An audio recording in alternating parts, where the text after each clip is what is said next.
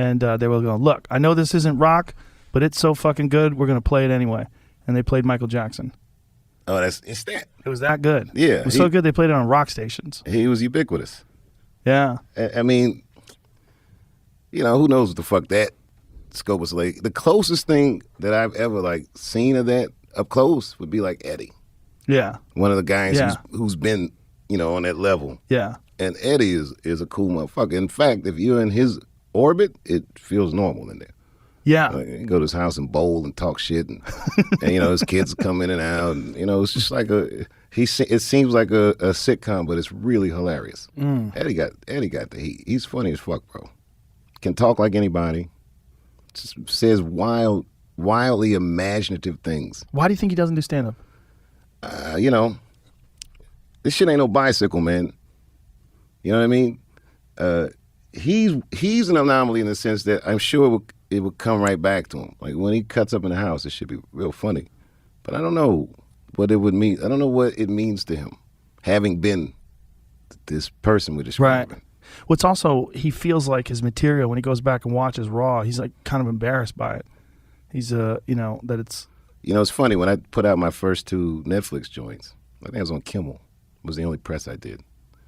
But there was a thing going on in the press where everyone was saying that the specials were dated, you know, because there were jokes in there that they considered transphobic, you know, and I still don't think those jokes are transphobic. You know, I'm not going to have that discussion, but if I ever have to, boy, I'm ready. But the point is that the thing I said to Kimmel was, I don't get mad at a photograph because it wasn't taken today. In other words, whatever was going on in '87 when he laid that set down, it was working in '87. That's where people were at. And a good comedian is an indicator of the time or their context. And I look at Eddie shit like that. Like I wouldn't look at any of his old material as embarrassing. Sometimes I'm startled, like, wow, he could never do that now. Right. But it makes it even more fun to see that there was this time when he was just saying these things.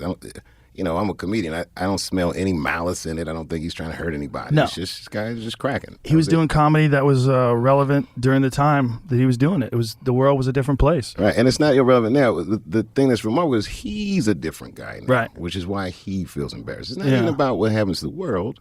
It's what happened to this guy in the world. He sees the world different now, and this happens. Crazy thing is he doesn't look a day older. He looks great. He looks amazing. He looks great. Yeah, it's amazing. One time I was watching TV with Eddie, and Sanford and Son rerun was on. And he says, I'm as old now as Red Fox was in this episode. Wow. Sanford and Son. That's crazy. Right. And then I look at the television, I look at Eddie, I'm like, damn. And he goes, yeah, I'm as old now as Carol O'Connor was in All in the Family. You think how Archie Bunker looked. That motherfucker looked terrible. That's crazy. He looked terrible. There goes Eddie looking like it's 1987 and shit. That's crazy. Yeah. That is wild. Yeah, he's just taking so good care of himself. What does he do? Does he exercise a lot? No, I have no idea. It's like Prince. I've never seen Prince eat or drink anything. I'm sure he does it. Wow. I don't know what Eddie does. He bowls. He's a family guy and stuff like that. Like he's really into his family. It's good to see. It's normal, bro. Like for all the things you'll hear about Hollywood, I'm always startled how normal everybody is. I don't know if it's just the angle I get to see but all that pageantry and shit, that's completely unsustainable. Nobody can do that all the time. Somewhere, somehow, you're just going to be yourself. Isn't it weird that that's what we think about when we think about Hollywood? We think about red carpets and people with tuxedos on and ridiculous watches and purses and all just standing there on the red carpet. It's a tough one. It's weird. I mean, I don't knock, and by the way, I don't knock anybody for doing that at all. I don't think, but that ain't what we doing. No. Mm-mm. I'm not interested.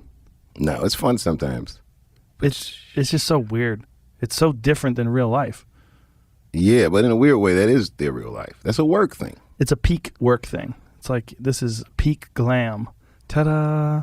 But this thing where, and I think this is changing in the culture. Remember, there was this thing about celebrities could never be unhappy. Yeah. Fuck that, man. That's I'm not saying they should display that, but just assume everybody has a bad day. Right. Fuck that red carpet face. I don't want to make that fucking face for the rest of my life. Yeah. Fuck that. I think, as I get older, I'm overwhelmed by how human we all are. It really makes me like people more and forgive people more. And, That's important. That's everything. Forgive people. and forgive yourself. Everyone Yeah, did forgive something. yourself. I just think that I don't know. In this season of my life, I'm into. Hopefully, I'll do something. I will make this mean something other than just the trappings of success. How hot my whip is, or how pretty my bitch is, and all the stupid shit that we have been trained to focus on. I wanted to be better than that. What do you want to do? Do you have an idea? I have some ideas. Nothing I would really want to. I don't want to make any public declarations because then I'm gonna have to do the shit. But I, as just a general rule, and by the way, there's so many surprising ways that you can be of use to people. Not big things. Everyone always trying to hit a homer, but sometimes